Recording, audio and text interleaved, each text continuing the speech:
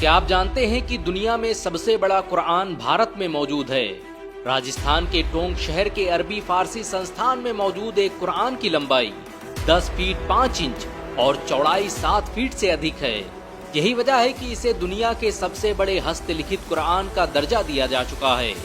یہ قرآن اتنا بڑا ہے کہ اسے سنبھالنے کے لیے 25 لوگوں کی ضرورت پڑتی ہے۔ اس قرآن کا وزن 2.5 کنٹل سے ادھک ہے۔ یہ قرآن کتنا بڑا ہے اس کا اندازہ اسی بات سے لگایا جا سکتا ہے کہ اس کے ایک پیج کو پلٹنے اور کھولنے کے لیے 2 لوگوں کی ضرورت پڑتی ہے۔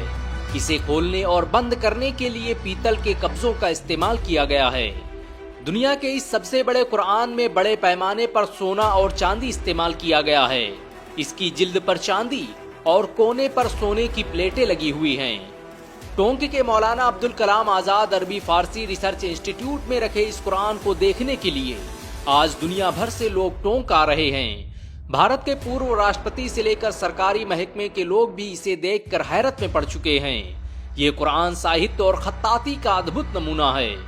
30 پیج پر آدھارت اس قرآن کے ہر ایک پیج میں ایک پارہ لکھا گیا ہے اور ہر پنے میں 41 لائن ہیں اور ہر لائن الف سے شروع ہوتی ہے۔ آپ کو یہ جان کر شاید حیرانی ہو سکتی ہے کہ اس قرآن کو بنانے میں ایک اسپیشل طریقے کے کاغذ کا نرمان کیا گیا جو اس سے پہلے بھارت میں کبھی استعمال نہیں ہوا۔ کہا جاتا ہے کہ اس پیپر کی عمر 400 سال سے ادھک ہے اور اگر اس کا خیال رکھا جائے تو یہ 1000 سال تک ایسے ہی برقرار رہ سکتا ہے۔ دنیا کا سب سے بڑا قرآن بھارت میں کیسے آیا اس کی کہانی بھی بڑی دلچسپ ہے۔ راجستھان کے چتوڑ گڑھ کے مشہور بزنس مین حاجی شیر خان کو خیال آیا کہ کیوں نہ بھارت میں ایک ایسی قرآن تیار کروائی جائے جو اپنے نرمان شیلی اور فن خطاطی میں سب سے نایاب اور منفرد ہو۔ اس کے لیے انہوں نے ٹونک کے ہی غلام احمد کو اس کی ذمہ داری سونپی۔ غلام احمد اپنی لیکھن کلا اور کیلی گرافی کے لیے پہلے سے ہی مشہور تھے۔ اس قرآن کو تیار کرنے کے لیے جرمنی سے سیاہی منگائی گئی اور پھر اسے لکھنے اور سجانے کا سلسلہ شروع ہوا۔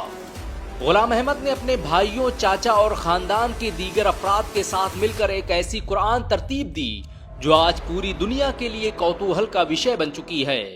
اس قرآن کو لکھنے کے لیے 200 کلاکاروں نے لگاتار کئی سالوں تک کام کیا اور اس میں سے اکثر لوگ ٹونک کے مولانا جمیل کے خاندان سے تعلق رکھتے ہیں۔ ٹونک شہر ہمیشہ سے ہی اسلامی تہذیب و ثقافت کا مرکز رہا ہے۔ اس شہر میں مسلمانوں کا اتہاس ہزاروں سال پرانا ہے۔ مسلمانوں نے ہی اس شہر میں پہلی بار ایک ریاست قائم کی جو ریاست ٹونک کے نام سے مشہور ہوئی۔ اس ریاست کی استھاپنا نواب امیر خان صاحب بہادر شمشیر جنگ نے 1816 میں کی تھی۔ بھارت کی آزادی ہو یا پھر دیش کے لیے کچھ کر گزرنے کا جذبہ، ہر جگہ ٹونک کے لوگوں کی داستانیں بکھری پڑی ہیں۔ یہ وہ شہر ہے جس کی تعریف کرنے سے امیر خسرو جیسا انسان بھی خود کو روک نہیں پایا۔ ٹونک ایک بار پھر پوری دنیا میں چرچا کا وشے بنا ہوا ہے۔